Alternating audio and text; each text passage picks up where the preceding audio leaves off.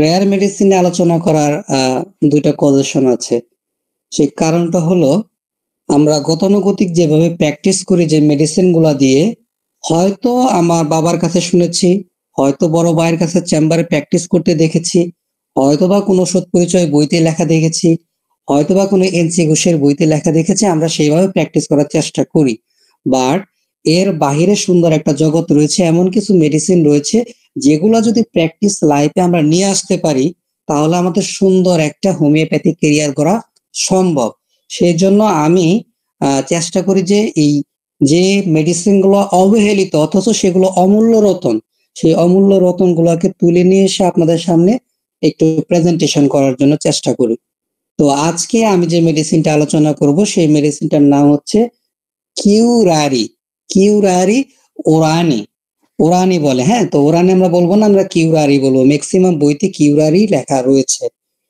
তো এই মেডিসিনটি একটা রেয়ার মেডিসিন, বাট এটা এসবিএল কোম্পানিতে পাওয়া যায়, এটা পাকিস্তানি কোম্পানিতে পাওয়া যায়, এটা জার্মানি কোম্পানিতে হয়, বাংলাদেশে হয় কিনা আই ডোন্ট নো। বাট এটা কিন্তু এসবিএল কোম্পানিতে হয়, হ্যাপকো কোম্পানিতে হয়। তো আপনারা একটু চেষ্টা করবেন মেডিসিনটা সংগ্রহ করার জন্য।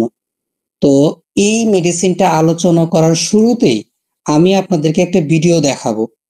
আলোচনা করার শুরুতে ভিডিওটা অবশ্যই প্রয়োজন আছে, আজকের আলোচনার সাথে সামঞ্জস্যপূর্ণ।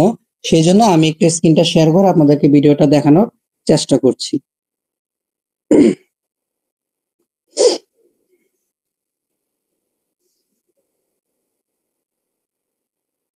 আমার স্ক্রিন কি দেখতে পাচ্ছেন সবাই? জি স্যার। ওকে, ফাইন। একটু আগে দরদ মুভিটা দেখছি, আমার এখানে রয়ে গেছে। আচ্ছা। হুম। আচ্ছা।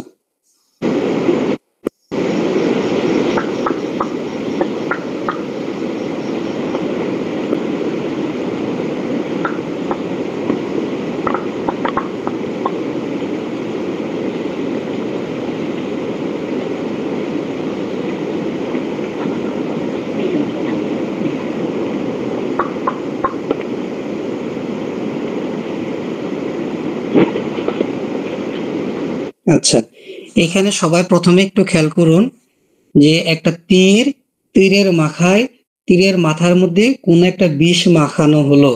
বিষ মাখানোর পরে সেটা ব্লো গান মানে বাতাসের সাহায্যে ওই তীরটা ওই যে যে টিউবের মতো যে একটা বন্দুকের মতো ওটার মাথায় লাগায় নিচ থেকে ফু দিল। ফু দেওয়ার পরে তীরটা যে কোনো একটা পাখিকে বা যে কোনো কিছু শিকার করার জন্য সে ছাড়লো, বাট তীরের মাথায় যে কোনো একটা বিষাক্ত জিনিস লাগিয়েছে। এটাই মূলত আপনাদের দেখানোর বিষয়। এখন এটা নিয়ে আমরা আলোচনা করব। আচ্ছা, তো এই মেডিসিনটা আরেকটু দেখা প্রয়োজন। আলোচনা শুরু করার আগেই আমি একটু দেখাচ্ছি। এটা হচ্ছে মূলত কিউরারি মেডিসিন। মেডিসিনের যে গাছ, যে হার্বস, সেই গাছটা হচ্ছে এইটা কিউরারি গাছ। ঠিক আছে, এবার আসেন দেখেন কি করে। এই যে ফু দিয়ে এই বন্দুকের মাথার মধ্যে একটা তীর আছে, সেই তীরের মাঝখানে একটা বিষ লাগানো আছে। সেই বিষটা এদিক দিয়ে ফু দিয়ে সেই তীরটাকে গন্তব্যস্থলে পাঠায়া সে শিকার করে। ঠিক আছে। আচ্ছা, এই যে দেখেন হচ্ছে তীর, তীরের মধ্যে বিষ লাগাচ্ছে, যে পাত্র, এই পাত্রের মধ্যে বিষ, ওই যে তীরটা বিষের চুবাচ্ছে। চুবায়া এই যে হাতের মধ্যে একটা কালো লাঠির মতো, এটা হলো ভিতর দিয়ে ছিদ্র আছে, মাথার মধ্যে তীরটা লাগায় নিচ দিয়ে ফু দেয়। এভাবে তারা শিকার করে। আচ্ছা, এবং এই গাছ থেকে প্রতিটা গাছেরই একটা উপকারী একটা নির্যাস থাকে, যে নির্যাসটা দিয়ে ওষুধ তৈরি করা হয়। সেই নির্যাসটার নাম হচ্ছে কিউরারি অ্যালকালয়েড। এটাকে অ্যালকালয়েড বলে, কিউরারি অ্যালকালয়েড। ঠিক আছে, এই গাছ থেকে এটা পাওয়া যায়। তো যাই হোক, মোটামুটি এখানে স্কিনের কাজ শেষ। এবার আসেন আমরা আলোচনায় যাচ্ছি। এটার বায়োলজিটা যদি আমরা একটু খেয়াল করি, এই কিউরারি মেডিসিনের একটা বায়োলজি আছে। এই বায়োলজির দিকে যদি আমরা একটু তাকাই, তাহলে মূলত এটা একটা হচ্ছে plant based medicine, species plant based medicine. যে প্লান্টের গোত্র সেটা হচ্ছে স্পেসিস প্লান্ট। এই প্লান্ট বেসড মেডিসিনটা এই উদ্ভিদের মধ্যে এক ধরনের টক্সিন থাকে, টক্সিন সাবস্টেন্স থাকে। এই ধরনের উদ্ভিদগুলা কি হচ্ছে, এক ধরনের টক্সিন সাবস্টেন্স তৈরি করে থাকে, যেটাকে আমরা বাংলায় যদি আপনাদেরকে বলি, এই ধরনের উদ্ভিদের মধ্যে এক ধরনের বিষ পাওয়া যায়। এবং এই বিষাক্ত উপাদানগুলোই ওই যে জংলি যারা দেখতেছেন, জংলির মতো ওই গাছ টাছ পড়ে আছে, লতা পাতা পড়ে আছে, সালা পড়ে আছে, ওই ধরনের মানুষগুলো এখনো বর্তমানে যদি আপনারা দক্ষিণ আমেরিকার দিকে তাকান এবং ইন্ডিয়ার কিছু প্রদেশের দিকে যদি তাকান, এখনো এই ধরনের কিছু মানুষ আছে যারা এই কিউরারি মেডিসিনের এই টক্সিন সাবস্টেন্স থেকে কি করে, সেই গাছ থেকে কি করে সেই টক্সিনটাকে নিষ্কাশন করে, বের করে তীরের মাথায় লাগায়, ব্যবহার করে সেই তীর দিয়ে তারা কি করে, শিকার করে। এখন প্রশ্ন হলো যে তীরের মাথায় এই এই বিষাক্ত জিনিসটা কেন লাগায়? কারণ যে যে শিকার করতেছে, এই শিকারীর যেমন পাখি শিকার করতেছে, ধরেন পাখির মধ্যে যদি তীরটা গিয়ে লাগে, তাহলে পাখির নার্ভাস সিস্টেমটা উইক হয়ে যায়, সে প্যারালাইজড হয়ে যায়, সে আর উঠতে পারে না, সে জায়গার মধ্যে কি হয়ে যায়, জড়সড় হয়ে পড়ে। তখন সে পাখিটাকে কি করে, তারা শিকার করে। এই হচ্ছে কিউরারি মেডিসিনের মূলত টক্সিনের একটা ইতিহাস।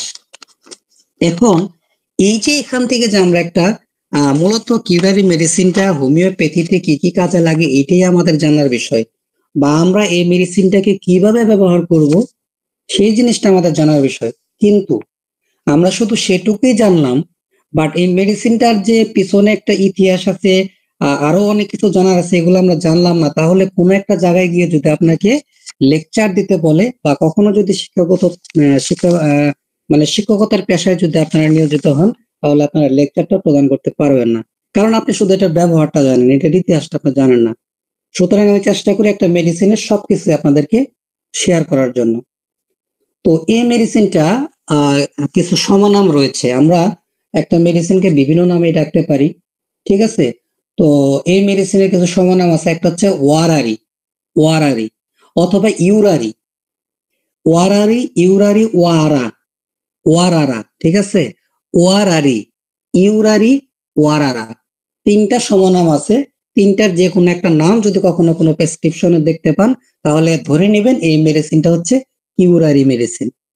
এবং এটা প্লান্ট বেস মেডিসিন, এটা উদ্ভিজ্জ, হ্যাঁ। এবং এটা প্রুভিং করেছে ডাক্তার হোয়াট, এটার প্রুভার কে, ডাক্তার হোয়াট। তারিকুল ভাই, ক্লাসটা কি ভিডিও হচ্ছে? ওকে, থ্যাংক ইউ। তো এটার প্রুভার হচ্ছে ডাক্তার হোয়াট। এখন আমরা এই মেডিসিনটার পয়জন সম্পর্কে কিছু জানবো। যেহেতু পয়জনটা দিয়ে মূলত মেডিসিন এখানে তৈরি করা হয়, তো আমরা এই পয়জনটা সম্পর্কে একটু জানবো। দেখেন, এই টক্সিনটা মূলত হচ্ছে, যে টক্সিনটা এই গাছ থেকে, এই এই ধরনের উদ্ভিদ থেকে আমরা পাই, সেই উদ্ভিদটা মূলত হচ্ছে নিউরোটক্সিন, নার্ভের উপরে বেশি কাজ করে, বা নার্ভের উপরে বিশৃঙ্খলা তৈরি করে, ঠিক আছে? তো এই নিউরোটক্সিনের কারণে আমরা কি জানি, নিউরোটক্সিনের প্রভাবের কারণে মাসেল প্যারালাইজড হয়ে যায়। মাসেল, এই যে আমাদের যে আর্মের নিচে, শোল্ডারের মানে হাতের যে বাহু আছে, বাহুর নিচে যে মাসেল আছে, বা পায়ের যে মাসেল আছে, এই মাসেল গুলাই বেশিরভাগ আক্রান্ত হয়। যার কারণে ওই যে যখন শিকার করে, শিকারীর যে ওই যে তীরের মাথায় যে বিষ লাগায় যে মারে, মারার সাথে সাথে সেটা পাখি হোক বা সেটা যাই হোক না কেন, তার মাসেলটা উইক হয়ে যায়, প্যারালাইজড হয়ে যায়, সে আর উঠতে পারে না, তখনই পাখিটাকে শিকার করে ফেলে। তো মানুষের ক্ষেত্রেও সেম, এটার এই টক্সিনের কারণে মাসেল গুলা প্যারালাইজড হতে শুরু করে, অবশ হতে শুরু করে। এটা কারণেই হোক, অকারণেই হোক, যেভাবেই হোক সেভাবেই হোক, এই বিষটা যদি কোনো কারণে, সেটা তীর কেউ ছুটছে, সে তীর ছুটে এসে যদি নিজের বডিতে লাগে, যদিও আমাদের বাংলাদেশে এই ধরনের কোনো এই ধরনের বিষ লাগায় তীর মারে, এগুলা অনেক আগে ঘটছে, ঠিক আছে? তারপরে কোনো কারণবশত যদি এই বিষ মানব দেহের ব্লাড স্ট্রিমের সাথে যদি, বা ব্লাড ফ্লোর সাথে যদি মিশ্রিত হয়ে যায়, তাহলে কি কি হতে পারে দেখেন। আমাদের যে নার্ভের যে মানে মাস্কুলারের যে রক্ত প্রবাহটা আছে, সেটা একদম তাৎক্ষণিক সাথে সাথে ব্লক হয়ে যায়, সাথে সাথে ব্লক হয়ে যায়। যার কারণে দেখেন এখন আধুনিক বিশ্ব কি করতেছে যে সার্জারির সময় যখন সার্জারি করা হয় এই সার্জারির সময় নির্দিষ্ট একটি জায়গাকে অবশ করার জন্য তারা হচ্ছে এই কিউরারি মেডিসিনটা এলোপ্যাথরা ব্যবহার করছে। ঠিক আছে? তো আবার এই মেডিসিনের আরেকটা ব্যবহার দেখেন, বিশেষ করে যে আমাদের করোনা গেল, করোনার সময় কিন্তু অনেকের শ্বাসক্রিয়ার প্রবলেম হয়েছে। ঠিকমতো শ্বাস নিতে পারে নাই, শ্বাসটা জাম হয়ে আসছে, তাদের ভেন্টিলেশনের প্রয়োজন হয়েছে। তো ওই ধরনের প্রক্রিয়াতেও, ওই ধরনের সমস্যাতেও মূলত এই কিউরারি মেডিসিনটা চমৎকারভাবে ব্যবহার করা পসিবল। 1912 সালের দিকে আর্থাস লিউনেন অফ লিপজিং সর্বপ্রথম অ্যানেস্থেসিয়া হিসাবে এই মেডিসিনের ব্যবহার করে। অ্যানেস্থেসিয়া মেডিসিন হিসাবে এটা ব্যবহার করে। অ্যানেস্থেসিয়া মানে কি? যেটা অপারেশনের আগে বিভিন্ন অপারেশনের আগে প্রয়োগ করা হয় এবং জায়গাটাকে অবশ করার জন্য। এটা 1912 সালে আর্থাস লিউনেন অফ লিপজেন এটা হচ্ছে সে হচ্ছে এটা ব্যবহার করে সর্বপ্রথম অ্যানেস্থেসিয়া হিসেবে। এখন যেহেতু এটা নার্ভের উপরে বেশি ক্রিয়া প্রতিক্রিয়া তৈরি করে, তো আমরা নার্ভ সম্পর্কে একটু জানবো। নিউরো বলতে কি বুঝি? নিউরো বলতে আমরা কি বুঝি? আমাকে ডাক্তার ফাতেমা আপা ডাক্তার আরিফা আপা বলতে পারবেন নিউরো বলতে আমরা কি বুঝি?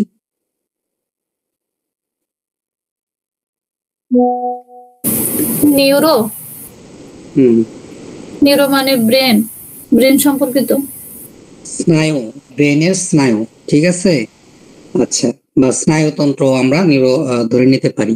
তো এই যে মস্তিষ্কে নিউরো, মস্তিষ্ক থেকে আমাদের ব্রেন থেকে যে নার্ভগুলো তৈরি হয় সেই নার্ভগুলোর নাম কেউ বলতে পারবেন? না পারলে, বলতে পারলে চট করে বলে ফেলবেন। আমাদের ব্রেনের যে নার্ভ, সেই নার্ভগুলোর নাম কি? সেটা নার্ভ হচ্ছে করোটিক নার্ভ। ব্রেন থেকে যে নার্ভগুলা আসে 12 জোড়া নার্ভ হয়, এই 12 জোড়া নার্ভকে একসাথে করোটিক নার্ভ বলা হয়। এই নার্ভগুলা কোথা থেকে আসে? ব্রেন থেকে সোজা আমাদের স্পাইনের ভিতর দিয়ে, মেরুদণ্ডের ভিতরে একদম কর্ড আকারে তারের মতো করে সুন্দর করে মেরুদণ্ডের ভিতর দিয়ে এটা প্রবাহিত হয়ে সারা বডিতে ছড়িয়ে পড়ে।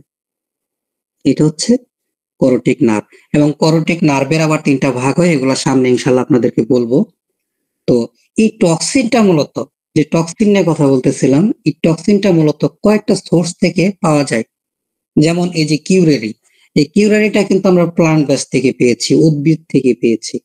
বাট এই টক্সিনটা কিন্তু প্রাণী থেকেও পাওয়া যায়, প্লান্ট বেস থেকেও পাওয়া যায়, আবার ব্যাকটেরিয়া থেকেও এই টক্সিন গুলা আসতে পারে। এই টক্সিনটা আমাদের দেহে প্রবেশ যখন করে তখন আমাদের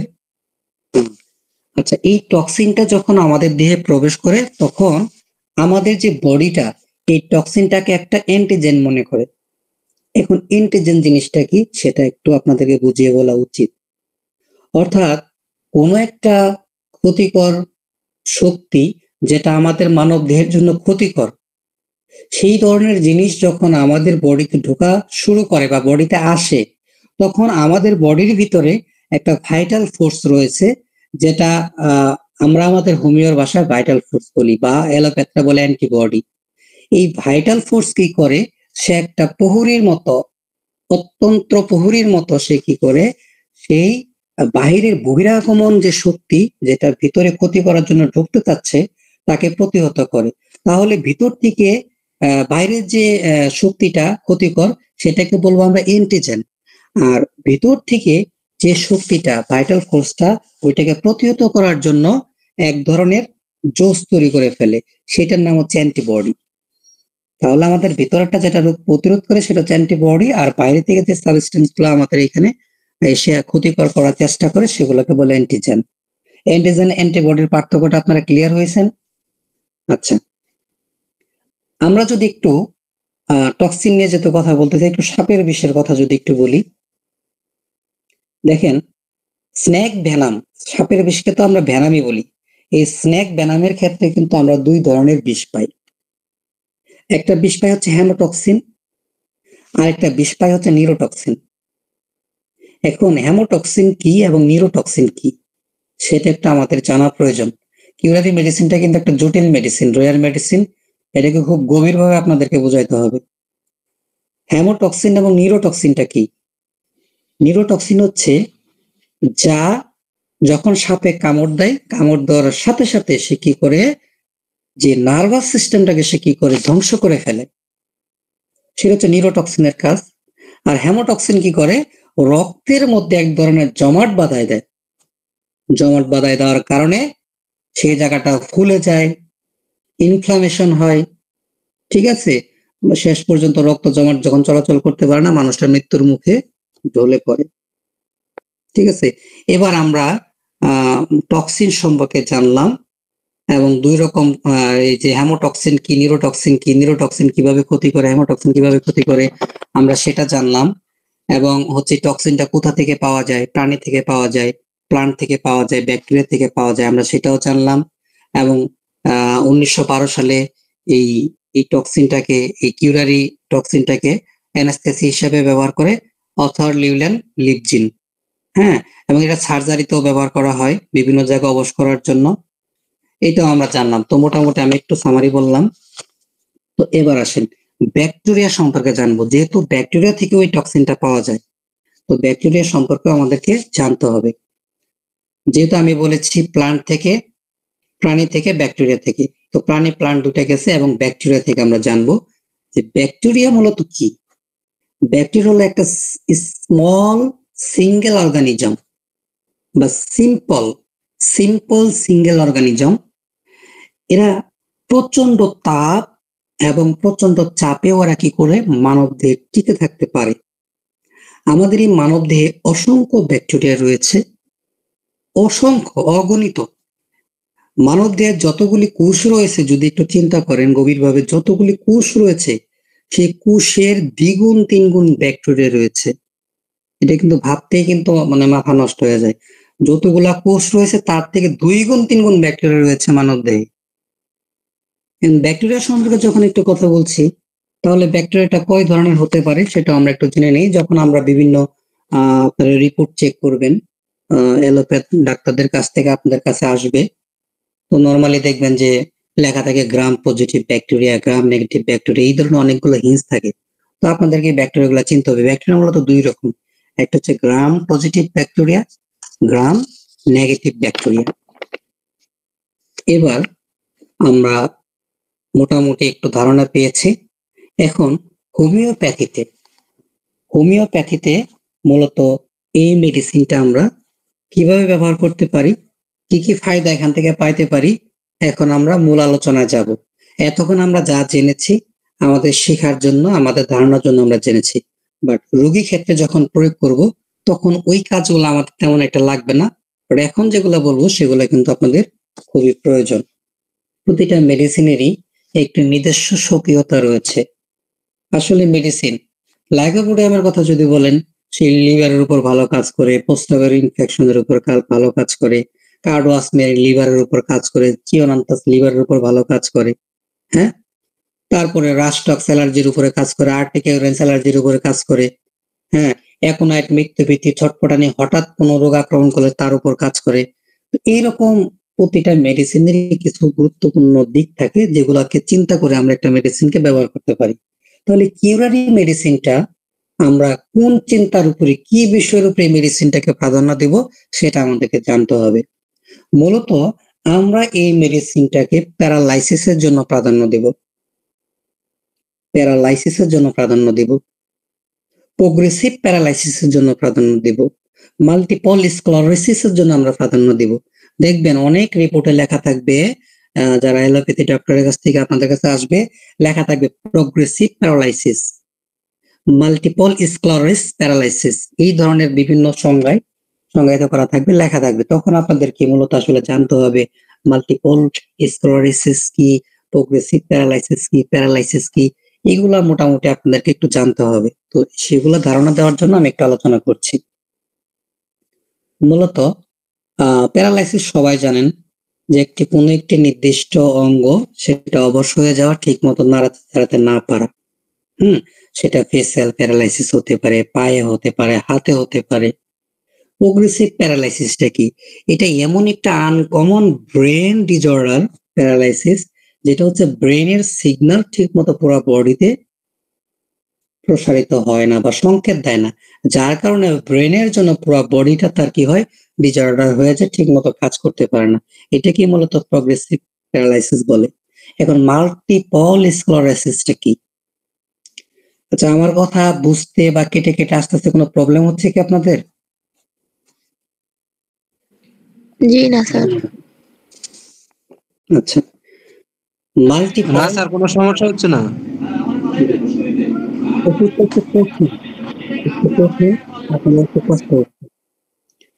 তো মাল্টিপল স্ক্লেরোসিস, এইখানে যে আমাদের কিউরারি মেডিসিনটা ব্যবহার করা হয়, তো আপনারা যদি মাল্টিপল স্ক্লেরোসিস এই রোগ সম্পর্কে আপনারা না জানেন তাহলে আপনারা বুঝতে পারবেন না।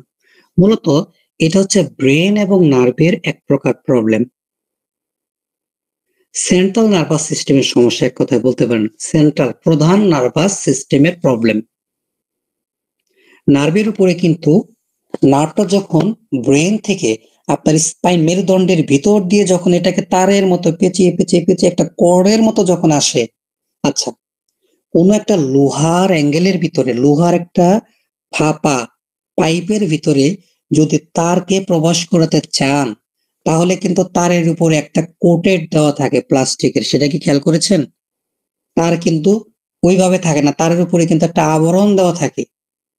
তদ্রুপ এক আবরণটা কেন দেওয়া থাকে? যখন পাইপের ভিতর এটাকে আমরা এন্টার করাবো, বা লোহার পাইপের ভিতর বা প্লাস্টিকের পাইপের ভিতর, তারটা যেন কোনো রকম ক্ষতিগ্রস্ত না হয়, সেফ দেওয়ার জন্য কিন্তু এই আলাদা কোটেড করা থাকে বা কাভারিং করা থাকে।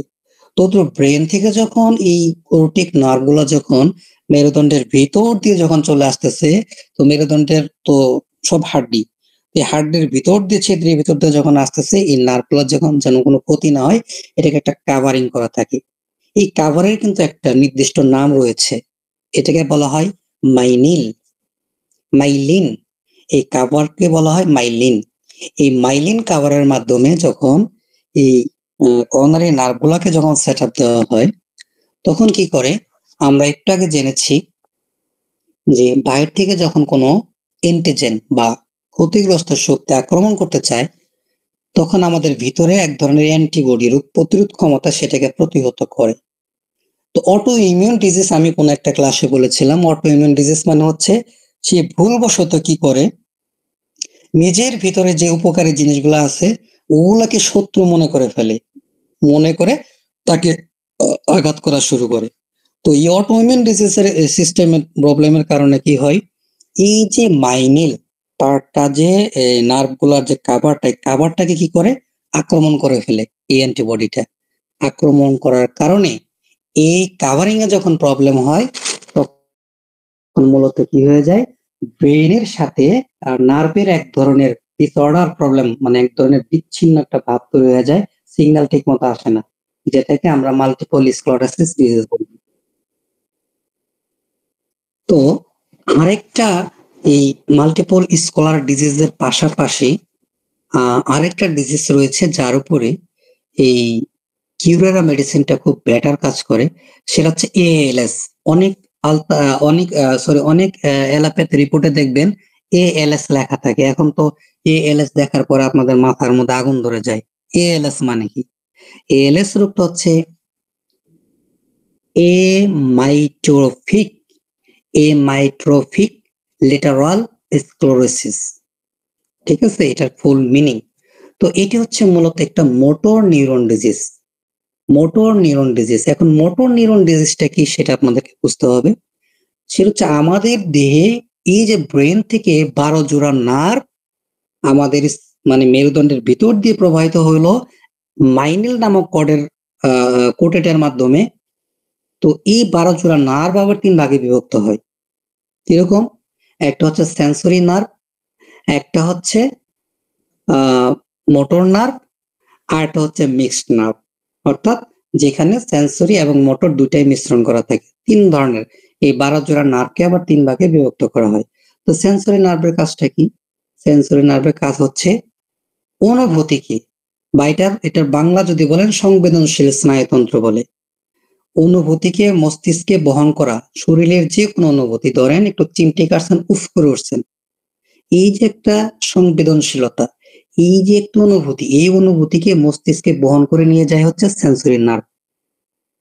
আর ব্রেন থেকে একটা কমেন্ট, একটা ওয়ার্ডার যখন দেহের বাহিরে চলে আসে, এবং সেটা আসার কারণেই মূলত আমরা হাত পা নাড়াচাড়া করি, চলাফেরা করি, এটা মূলত মোটর নার্ভের কাজ।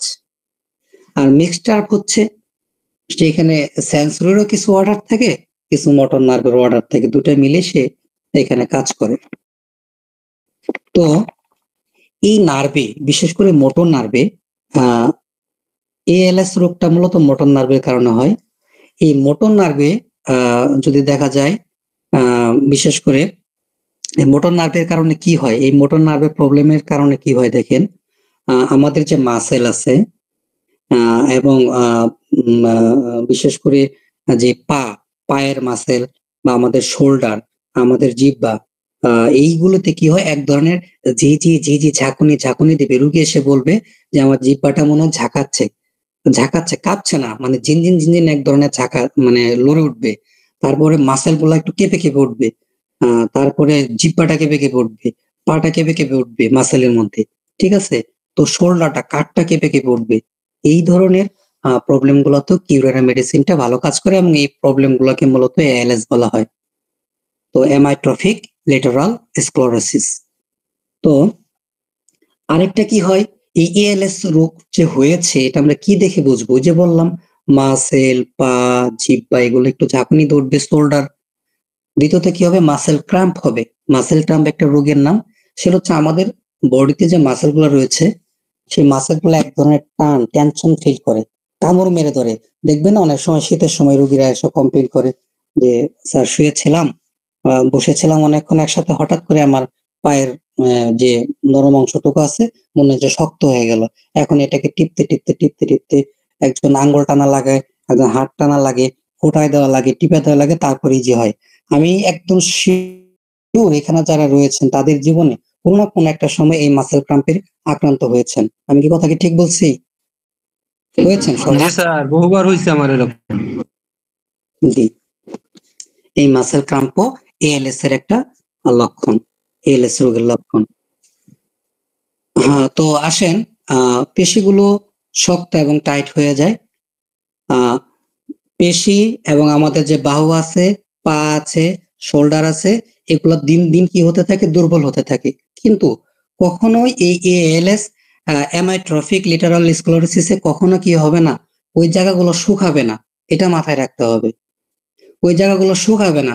যেরকম দেখতেছেন অনেক সময় অনেক প্যারালাইসিস কি হয়ে যায়, শুকিয়ে যায়, বাট এই ধরনের প্যারালাইসিস কি হবে, শুকাবে না।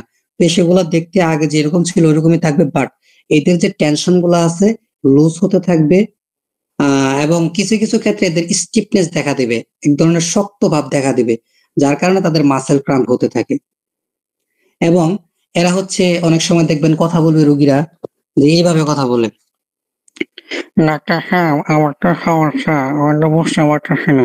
এই যে নাকি সুরে কথা বলবে, নাকি সুরে কথা বলবে, এটা কিন্তু এই কিউরেরা মেডিসিন চিনার একটা খুব গুরুত্বপূর্ণ উপায়। নাকি সুরে এরা কথা বলবে এবং এদের কথা জুড়ে আসতে থাকবে। এবং এরা কোনো কিছু যখন চিবাতে চাবে, তখন তাদের এই যে আমরা অনেক সময় রোগীর কাছ থেকে শুনতে দেখি যে ডাক্তার সাহেব আমি খেতে চাচ্ছিলাম, হঠাৎ করে আমার চাপাগুলা যেন অসাড় হয়ে আসছে, ঠাস করে মনে লেগে আসতেছে। এই ধরনের কিন্তু প্রবলেম দেখা যায়, এবং চাবাতে পারে না ঠিক মতো, একটা অসাড় ভাব দেখা যায় মুখের ভিতরে, এবং যখন গিলতে যায় তখন গলার মধ্যে একটা কন্ট্রাকশন ফিল করে, একটা চাপা সংকোচন ফিল করে তারা। তো মূলত এই এএলএস অ্যামাইট্রফিক লিটারাল স্ক্লেরোসিস রোগটা আমরা এই ধরনের লক্ষণগুলো রোগীর ভিতরে আমরা পাবো। তো আসলে মূলত এই এএলএস এটা হবার কারণ হচ্ছে মূলত এখানে জেনেটিক্যাল কিছু ডিসঅর্ডার থাকে, জেনেটিক্যাল কিছু ডিসঅর্ডারের কারণে মূলত এই ধরনের রোগগুলো হয়। আচ্ছা, এখন এই কিউরেরা মেডিসিনটা আমরা আরো কিছু জায়গায় ব্যবহার করতে পারবো, সেগুলো হচ্ছে চোখের পাতা, বিশেষ করে উপরের পাতা। এটা যদি ঝুলে ভার লাগে এবং নিচের দিকে যদি একটু ঝুলে চলে আসে, তাহলে কিন্তু এই কিউরেরা মেডিসিনটা আমরা ব্যবহার করতে পারি। এবং রোগী তাদের চোখে একটা ডাবল ভিশন দেখবে, একটা জিনিসকে দুইটা জিনিস দেখতে পারে, এই ডাবল ভিশনটা থাকবে। এবং কি হবে, তাদের যে যখন তারা কথা বলবে, তাদের অনেকের আমাদের কি হয়, ফেসিয়াল প্যারালাইসিস হয়ে যায়। যখন ফেসিয়াল প্যারালাইসিস হবে বা হওয়ার আগ মুহূর্তে যে লক্ষণগুলো রোগীর ভিতরে দেখতে পাওয়া যায়, যে যখন তারা কথা বলে তখন যে ফেসিয়াল এক্সপ্রেশনটা, এই ফেসিয়াল এক্সপ্রেশনটা সোজাভাবে কথা বলতে চাচ্ছে, বাট তার থোঁতাগুলো একটু একদিকে বাঁকা হয়ে যাচ্ছে বা গালগুলো একদিকে মানে টুল পড়ে আছে, এরকম এক ধরনের ফেসিয়াল এক্সপ্রেশনে আর মুভমেন্টে তাদের একটা প্রবলেম দেখা যায়। তো এই জিনিসটা আমাদেরকে একটু খেয়াল করতে হবে। তারপরে এদের যে শ্বাস প্রশ্বাস, এই শ্বাস প্রশ্বাস অনেক সময় ম্যাক্সিমাম রোগীর ক্ষেত্রে দেখবেন যে করোনার সময় অনেকে ভেন্টিলেশনে ছিল, তো তা করোনার সময় কিন্তু এই কিউরেরা মেডিসিনটা সফলভাবে প্রয়োগ করার একটা ছিল, বাট ওই সময় আমরা জানতাম না। আমি এটা যখন পড়লাম তখন দেখলাম যে এটা ফুসফুসের উপরও ভালো কাজ করে।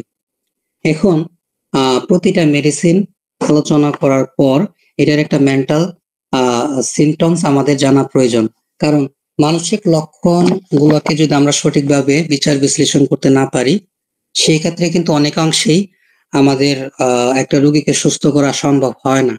মানসিক লক্ষণের বিশেষ করে আমাদের হোমিওপ্যাথিতে মাইন্ড চ্যাপ্টারের অনেকটা গুরুত্ব রয়েছে, আপনারা সবাই জানেন। তো এই মেডিসিনের মানসিক চ্যাপ্টারে কি বলা আছে সেটা বলবো, তারপর আমি কিছু বুড়িক থেকে কিছু কথা বলবো, বিভিন্ন পণ্ডিতদের কিছু জিনিস আপনাদের সাথে শেয়ার করব, তারপরে ক্লাসটা আমি শেষ করে দিব। একটা মিনিট একটু সময় দেন আমাকে, আমি একটু পানি খেয়ে নিই।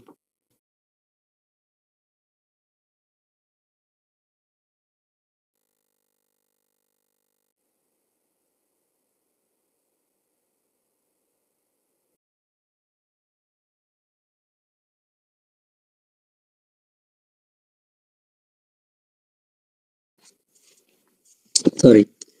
তো মেন্টাল সিমটমে দেখেন যে সবচেয়ে অদ্ভুত যে ব্যাপারটা, সে নিজেকে নিজে আক্রমণ করে, আঘাত করে।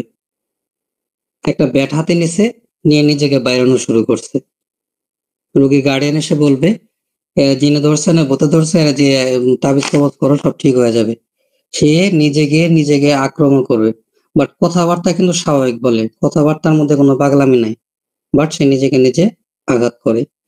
এবং আরো অদ্ভুত ব্যাপার হচ্ছে, সে নিজেকে নিজে কামড় মারে, নিজের হাত মুখের মধ্যে দিয়ে সে কামড়ানো শুরু করে। এবং এই মেডিসিনটা মেন্টাল সিমটমটা শোনার পরে আপনাদের কাছে মনে হবে যে এই মেডিসিনটা যেন একটা সেভিলিটিক মায়াজমের মধ্যে পড়ে যায়, অ্যাকচুয়ালি পড়ে যায়। এটা আমিও একমত। এবং নিজেকে নিজে সে কি করে, ক্ষত বিক্ষত করে, একটা ব্লেড হাতে নিছে, ব্লেড হাতে নিয়ে নিজের হাত কাটা শুরু করে দিছে। খুব ভয়ঙ্কর তথ্য কিন্তু এটার, এতক্ষণ যা শুনেছেন কিন্তু এই মানসিক চ্যাপ্টার আইসা আমি নিজেও এটা যখন আমি পড়তে শুরু করেছি, যেহেতু একটা রেয়ার মেডিসিন, তো আমি অবাক হয়ে গেলাম যে নিজেকে নিজে আঘাত করে, ব্লেড দিয়ে পর্যন্ত আঘাত করে, রক্তাক্ত করে, ক্ষত বিক্ষত করে। এবং নিজের কাপড় মুখে দিছে, কাপড় কামড়িয়া ছিটতেছে, টাইনা ছিটতেছে, দাঁত ভাঙবে না কি ভাঙবে তার কোনো দেখার বিষয় না। কি বললাম, নিজেকে নিজে সে আঘাত করে, নিজেকে নিজে সে ব্লেড দিয়ে পর্যন্ত কাটে, ক্ষত বিক্ষত করে, এবং নিজের কাপড় সে নিজে কামড়িয়ে ছিঁড়ে ফেলে। প্রচন্ড প্রচন্ড পরিমাণ খিটখিটে থাকে, এবং মেজাজটা সবসময় এত খিটখিটে থাকে, তার সাথে কথা বলাটা একটু মুশকিল। আক্রমণাত্মক মনোভাব হয়, ভাঙচুর পর্যন্ত করে এরা, খুব ক্ষুব্ধ প্রকৃতির হয়। এরা কখনোই বন্ধু ভাবাপন্ন হয় না, এদের কাছ থেকে একটু ভালো আচরণ আশা করবেন, বন্ধুর মতো আশাই করা যায় না। এবং এরা হচ্ছে অ্যাভারশন টু কোম্পানি, রেপার্টরি ভাষায় যদি বলি, এরা লোকজন থেকে একটু দূরে থাকে। লোকজন থেকে দূরে থাকে ছেলেরা, ঠিক আছে ভালো, বাট মেয়েরা কি করে, দূরে থাকে মানে এমন দূরে থাকে, সে অনেক একটা নির্জন স্থানে চলে যায়, সে চুপ করে বসে থাকে, সঙ্গ পছন্দ করে না। এবং এই মেডিসিনটার মেন্টাল এগুলা বললাম। এবার আরো কিছু প্রয়োগ বলে দেই। বিশেষ করে যারা দীর্ঘক্ষণ কম্পিউটারে বসে থাকে, কিবোর্ড চাপে, কিবোর্ড চাপার সময় যাদের এই যে আঙ্গুলগুলা অবশ হয়ে আসে, আঙ্গুলগুলা ঠিক মতো লাড়াতে পারে না, বা যারা পিয়ানো বাজায়, পিয়ানো বাজানোর সময় তাদের আঙ্গুলগুলা কি হয়ে যায়, দুর্বল হতে শুরু করে, তারা ঠিক মতো পিয়ানো চাপতে পারে না, তাদের জন্য এই কিউরেরা মেডিসিনটা খুব সুন্দর কাজ করে। এবং বিশেষ করে যে আমাদের হাতের যে কার্পাল গুলো আছে, কবজির মধ্যে কার্পাল আছে, এই কার্পাল গুলাতে কি হয়, কার্বল থেকে শুরু করে জিনজিন শুরু হয়। সেই জিনজিনটা কি হয়, আমাদের হাতের যে আঙ্গুল রয়েছে সেই বিশেষ করে বৃদ্ধাঙ্গুলি এবং মাঝখানের আঙ্গুলগুলা একটু ইনফ্লামেশন হয়, বার্নিং সেন্সেশন হয় এবং দেখা যায় এগুলো ফুলে যায় অনেক সময়, খুবই খারাপ অনুভব করে। ঠিক আছে, এই হলো আমার মানে খোঁজাখুঁজি তথ্য। এবার আমি বুড়িক থেকে আপনাদেরকে কিছু তথ্য দেওয়ার চেষ্টা করবো। এগুলো যা আলোচনা করলাম অনেকগুলো খুঁজে খুঁজে ঘেটে ঘেটে বের করছি, কারণ কোনো বইতে এটা সুনির্দিষ্ট অত সুন্দরভাবে এগুলো লেখা নাই। গতানুগতিক লেখা লেখছে বলে আমার ভালো লাগে নাই, যার কারণে আমি বিভিন্ন সোর্স থেকে আপনাদের সাথে এটা শেয়ার করলাম। তো এই মেডিসিনটা আরেকটা বিশেষ বৈশিষ্ট্য হচ্ছে যে ব্যক্তি নিজের ব্যাপারে চিন্তা বা অধ্যয়ন, এরা নিজের চিন্তা করতে বা অধ্যয়ন করতে তাদের একটা অক্ষমতা থাকে এবং খাবারের ব্যাপারে তারা অনেকটা উদাসীন থাকে। তাদের প্রচন্ড মাথা ব্যথা থাকে। মাথা ব্যথাটা এরকম হয় মানে ছিন্নকর মাথা ব্যথা, এবং তারা হচ্ছে যে ব্যথা যখন হয় তখন এই মাথা ব্যথাটা প্রসারিত হয় বিশেষ করে মাথার পেছন দিকে, এবং মনে হয় যে মাথাটা পেছনের দিকে টেনে আসে, পেছন দিকে টানতেছে, এরকম সে একটা ফিল করে, এবং হাতুড়ি মারতেছে মাথার মধ্যে, এরকমও সে ফিল করে। সেই সাথে তার কি হয়, পিত্ত বমি হয়। এই ধরনের ক্ষেত্রেও আপনারা এই কিউরারি মেডিসিনটা সুন্দরভাবে আপনারা ব্যবহার করতে পারবেন। চোখটা ভারী লাগে, চোখের পাতাটা নিচের দিকে ঝুলে ফেলতে পারে, এবং চোখে মনে হয় কেউ একজন সেলাই করতেছে সুই দিয়ে, এই ধরনের স্টিচিং পেইন হয় তাদের চোখের ভিতরে। এবং এদের বিশেষ করে যে বললাম খাবার খাওয়ার সময় গেলার সময় তাদের গলার মধ্যে একটা চাপ চাপ অনুভব করে, মুখটা তাদের শুকিয়ে যেতে শুরু করে, এবং সকালে যখন এরা খাবার খায়, খাবার খাওয়ার পরে এদের এক ধরনের বমি হতে শুরু করে, এবং সেই সাথে পেটের মধ্যে এক ধরনের গুড়গুড় গুড়গুড় মানে এরকম একটা অস্বস্তি তারা অনুভব করে, অনেকটা আইবিএস এর মতো। ঠিক আছে, এই ধরনের প্রবলেম তারা ফেস করে। এবার যদি আমরা মেয়েদের কিছু অভিযোগ যদি আমরা শুনি এই মেডিসিনের ক্ষেত্রে, সেটা হচ্ছে মাসিকের সময়, মাসিকের আগে পরে না, ঠিক মাসিকের সময় তাদের এক ধরনের পেইন হয় পেটের মধ্যে, এবং তাদের মাথা ব্যথা থাকতে পারে তখন, এবং এই মাসিকের সময় এই পেইনের জন্য তারা খুবই অসুস্থতা বোধ করে। এবং অঙ্গ প্রত্যঙ্গের ব্যাপারে যদি বলি, এই যে আমরা সাইটিকা পেইন যেটাকে বলি, এই সাইটিকা পেইন যেটা কোমর থেকে পা পর্যন্ত এক ধরনের নার্ভের একটা পেইন, এই পেইনটা যখন হয়, এই নার্ভটা মনে হয় যে রুগী এসে বলবে যে আমার কোমর থেকে পা পর্যন্ত এই রগটা, রুগী তো রগ বলবে এর একটা রগ শক্ত হয়ে গেছে। আমি এরকম একটা রুগী পেয়েছিলাম, কিন্তু দুর্ভাগ্যবশত তখন আমি এই মেডিসিনের ব্যাপারে জানতাম না। ঠিক আছে, বলবে যে আমার কোমর থেকে পায়খানা রাস্তার ওখান থেকে শুরু করে বা কোমর থেকে আমার পায়ের তলা পর্যন্ত যে একটা রগ গেছে, এই রগটা মনে শক্ত হয়ে গেছে, আমার এটা ব্যথা করে। তো সর্বোপরি এই মেডিসিনে আমরা কি জানলাম, এদের মাসেল গুলো খুব দুর্বল হতে শুরু করে, এবং এরা হচ্ছে এদের হিংস্রতা কিরকম মানসিক চ্যাপ্টার থেকে আমরা জানলেন। এখন আমি মোটামুটি যতটুকু আলোচনা করেছি, ডাক্তার আরিফা আপা, আপনি কি একটু এটা সামারি বলতে পারবেন? স্যার বলেন তো।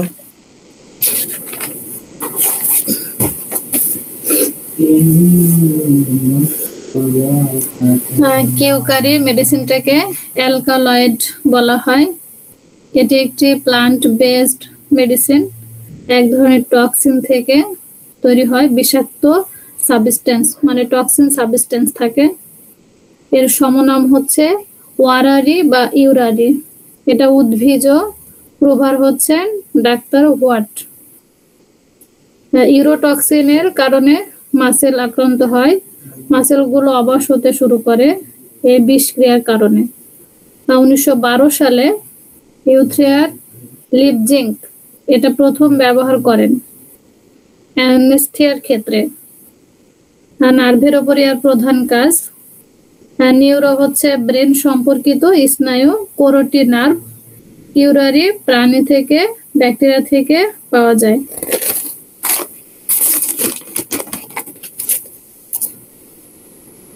আমাদের বডিতে বাইরে থেকে যে পদার্থ দেহে প্রবেশ করে এটাকে বলা হয় অ্যান্টিজেন। এটা একটা ক্ষতিকারক পদার্থ, এবং দেহকে যেটা ভেতর থেকে প্রতিহত করে কোনো ক্ষতিকর পদার্থ, সেটার নাম হচ্ছে অ্যান্টিবডি। হেমোটক্সিন হচ্ছে রক্ত জমাট বাঁধে, চলাচল করতে পারে না। আর নিউরোটক্সিন হচ্ছে সাপে কামড় দিলে, এখানে স্যার একটু লিখতে পারে না, সাপে কামড় দিলে কি রক্তটা চলাচল করবে না করবে না? সাপে কামড় দিলে যে রক্তটাকে জমাট বাঁধায় দেয় সেটা হচ্ছে হেমোটক্সিন, ঠিক আছে। আর নার্ভগুলোকে যে আক্রমণ করে সেটা হচ্ছে নিউরোটক্সিনের কাজ, ঠিক আছে। যদিও একটু আপনার লেখা তো অনেক এলোমেলো আছে, বাট আপনি আপনার মতো বলেন, ভিডিও তো আমি দিয়ে দিব, তখন সবাই ক্লিয়ার ভাবে জেনে নিতে পারবে। আপনি বলেন। জি স্যার। ব্যাকটেরিয়া, মানবদেহে অসংখ্য ব্যাকটেরিয়া আছে। 2 ধরনের ব্যাকটেরিয়া, সেটা হচ্ছে গ্রাম পজিটিভ আর হচ্ছে গ্রাম নেগেটিভ। কিউরারি মেডিসিনের ব্যবহার মূলত প্যারালাইসিসের ক্ষেত্রে বেশি প্রাধান্য দেওয়া হয়। প্যারালাইসিস যেটা হচ্ছে, প্যারালাইসিস হচ্ছে প্রোগ্রেসিভ প্যারালাইসিস একটা, আর হচ্ছে মাল্টিপল প্যারালাইসিস একটা। যেটা হচ্ছে প্যারালাইসিস প্রোগ্রেসিভ, সেটা হচ্ছে আনকমন ব্রেন ডিসঅর্ডার। আর ব্রেন এবং নার্ভের সাথে সেন্ট্রাল সিস্টেমের যে হচ্ছে কোনো একটি মানে করোনারি নার্ভ সেট আপ মাইমিন নার্ভকে আক্রমণ করে, এটাই হচ্ছে মাল্টিপল প্যারালাইসিস। আর এএলএস, অ্যামিট্রোফিক লিথার্জেল স্পাইরোসিস, এটা হচ্ছে মোটর ডিজিজ। এখানে 3টা নার্ভ আছে, সেন্সরি নার্ভ, মোটর নার্ভ, আর একটা হচ্ছে মিক্সার নার্ভ। মোটর এবং সেন্সর এই দুটো মিলে হয় মিক্সচার। আর সেন্সরি নার্ভ হচ্ছে অনুভূতি, মস্তিষ্কে বহন করে। আর মোটর নার্ভ হচ্ছে ব্রেন থেকে কোনো অর্ডার আসে, সেটা সারা শরীরে হাত পায়ে ছড়িয়ে পড়ে। মোটর নার্ভের কারণেই মূলত আমাদের যে মাসেল গুলো কেঁপে ওঠে বা জিহ্বা কেঁপে ওঠে, মাসল যে ক্রাম্প বলা হয় এটাকে, মাসলটা শক্ত হয়ে যায় এবং টাইট হয়ে যায়, পেশি পা বাহু শক্ত হয়ে যায়, কিন্তু এগুলো শুকায় না। এর রোগীরা নাকি সুরে কথা বলে, কোনো কিছু চিবালে গলার মধ্যে চাপা বোধ হয়। এএলএস হওয়ার জেনেটিক কারণ আছে। চোখের পাতা, বিশেষ করে উপরের পাতা ঝুলে আসলে চোখে ডাবল ভিশন দেখতে পায়, কথা বলবে। ফেসিয়াল প্যারালাইসিস হতে পারে, যেমন গাল একদিকে বাঁকা হয়ে যেতে পারে। শ্বাস প্রশ্বাস নিতে কষ্ট হলে এই মেডিসিনটা ভালো কাজ করে। মেন্টাল সিমটম সবচেয়ে অদ্ভুত হচ্ছে যে নিজেকেই আক্রমণ করে, কথাবার্তা স্বাভাবিক বলে, নিজেই নিজের হাত কামড়ায়, নিজেকে ক্ষত বিক্ষত করে, ব্লেড দিয়ে রক্তাক্ত করে, নিজের কাপড় টেনে নিজেই কামড় দিয়ে ছিঁড়ে ফেলে, প্রচন্ড খিটখিটে আক্রমণাত্মক হয়, ক্রুদ্ধ মেজাজের হয়, এরা বন্ধু ভাবাপন্ন হয় না, নির্জন এলাকায় চলে যায়। বিশেষ করে যারা কিবোর্ড চাপে, আঙ্গুল দুর্বল হলে সুন্দর কাজ করে এই মেডিসিনটি। কার্পালে ঝিনঝিন ব্যথা হলে, বিশেষ করে বৃদ্ধাঙ্গুলে ফুলে গেলে এটি ভালো কাজ করে। বিশেষ বৈশিষ্ট্য, নিজের ব্যাপারে বিতৃষ্ণা থাকে, খাবারে অনীহা থাকে, মাথা ব্যথা করে, মাথার পিছন দিক থেকে মনে হয় কেউ টানছে, পিত্ত বমি হয়, চোখ ভারী লাগে, চোখে মনে হয় কেউ সেলাই করছে এমন ব্যথা করে, মুখ শুকিয়ে যায়, সকালে খাবার খাওয়ার পর বমি হতে শুরু করে, পেটের মধ্যে গুড় গুড় শব্দ করে, মাসিকের ঠিক সময় পেইন, মাথা ব্যথা, সাইটিক পেইন, কোমর থেকে যে পা পর্যন্ত রগ আছে এটা মনে হয় যে শক্ত হয়েছে। আপনি লেকচার দিচ্ছেন, ভালো শুনতে পাইনি, সেইখানে হয়তো মিস্টেক হতে পারে স্যার, এইটুকু ছিল। জি, অনেক কিছুই মিস্টেক হয়েছে। তা আপনি তো আর এখানে শুনছেন আর লেখছেন, এটা দ্রুত করছেন, যতটুকু করছেন এটার জন্য অনেক শুক্রিয়া। বাট আমি তো ভিডিও দিয়ে দিব, ওখান থেকে আবার সুন্দর করে মিলাই নেবেন। অনেকগুলা নার্ভের নামটা একটু এদিক সেদিক হয়েছে লেখাতে, যাই হোক এগুলো আবার সুন্দর করে লেকচারটা শুনে আপনারা মানে এটা আবার সুন্দর করে লিখবেন। তো এটার ব্যবহারটা হচ্ছে আপনারা মূলত 6 থেকে 30 পাওয়ার ব্যবহার করবেন। আর এটা এসবিএল কোম্পানির হয়, অ্যাভেলেবেল হয়, আমি খবর নিয়ে দেখছি। আর এটা হ্রাস বৃদ্ধি যদি বলি, এরা এদের হচ্ছে যে অ্যাগ্রাভেশনটা হয় বা মোডালিটিসটা যদি বলি, অ্যাগ্রাভেশনটা হয় মূলত হাঁটাহাঁটি করলে অঙ্গ সঞ্চালনে এবং রাত 2টার দিকে বৃদ্ধি হয় এবং ডান পাশে বেশিরভাগই আক্রান্ত হয়, বৃদ্ধি হয়। আর এটার যদি অ্যামেলিয়েশন বলি, উপশম যদি বলি, তাহলে চুপচাপ যদি স্থিরভাবে শুয়ে থাকে ব্রায়োনিয়ার মতো এবং উত্তাপ দিলে, একটু ছ্যাক দিলে, গরম কিছু দিলে, তাহলে তারা এরা উপশম বোধ করে। এবং এর ডিজায়ার যদি বলি, ডিজায়ার তাহলে ডিজায়ারটা আসলে ওইভাবে আমি ওইরকম কোনো কিছু পাই নাই। তবে এরা চুপচাপ থাকতে, অ্যাভারশন টু কোম্পানি, এদের ইচ্ছাটা হচ্ছে চুপচাপ থাকতে এরা পছন্দ করে। বাট যদি একটু রাগাই দেওয়া যায় তাহলে এদের কিন্তু অবস্থা খুবই খারাপ হয়ে যায়, কথা বুঝছেন, খুব ভয়ঙ্কর হয়ে যায়। এদের অনিচ্ছা, এরা রুটি শাকসবজি মোটেও পছন্দ করে না। এদের পিপাসার কথা যদি বলি, এদের পিপাসাটা খুবই অত্যাধিক পরিমাণে পিপাসা থাকে। এবং এদের যদি জিহ্বার লক্ষণ বলি, লাল লাল জিহ্বা হবে এবং ফাটা ফাটা ফাটা ফাটা জিহ্বা হবে, ঠিক আছে। তো এই হলো মোটামুটি কিউরারি মেডিসিনের একটা সামারিও আরিফা আপা বললো, তারপরেও ভিডিওটা আপনারা শুনবেন। আর এখানে যেহেতু মেডিসিনটা একটু রেয়ার মেডিসিন, এটার আলোচনাটা খুব শক্ত, যেহেতু নার্ভের উপরে এই মেডিসিনটার কাজ। আমি ভিডিওটা শুরু করার আগে কিন্তু আপনাদেরকে একটা ভিডিও দেখাইছিলাম। কি দেখাইছিলাম? যে ওইখানে একটা তীরের মাথায় এই কিউরারি যে গাছ আছে, সেই গাছ থেকে এক ধরনের টক্সিন নিষ্কাশন করে সেই তীরের মাথায় লাগায়া, বিষটা লাগায়া, সেটা হচ্ছে কোনো একটা শিকার করার জন্য কোনো একটা পাখিকে ব্লো গান, মানে ওই পাইপের মতো একটা কিছু উপরে তীর লাগায়, নিচ দিয়ে ফু দেয়, ফু দিয়ে তারা হচ্ছে করে। এটা বিশেষ করে দক্ষিণ আমেরিকা এবং ইন্ডিয়ারও কিছু প্রদেশে এখন পর্যন্ত এগুলো খুঁজলে পাওয়া যাবে, ঠিক আছে। এরকম কিছু মানুষ আছে এই ব্লো গানের ব্যবহারটা করে। তো কিউরারি মেডিসিনটা মূলত একটা বিষাক্ত মেডিসিন। তো আমরা এটা প্যারালাইসিসের জন্য খুব সুন্দরভাবে আমরা ব্যবহার করতে পারি। তো আমি আর আলোচনা বাড়াবো না, এখানে আমাদের ডাক্তার জুনায়েদ ভাই আসছে, এই জন্য শুকরিয়া আদায় করছি। জুনায়েদ ভাই, আপনি কিছু বলেন, আমি তো আলোচনা মোটামুটি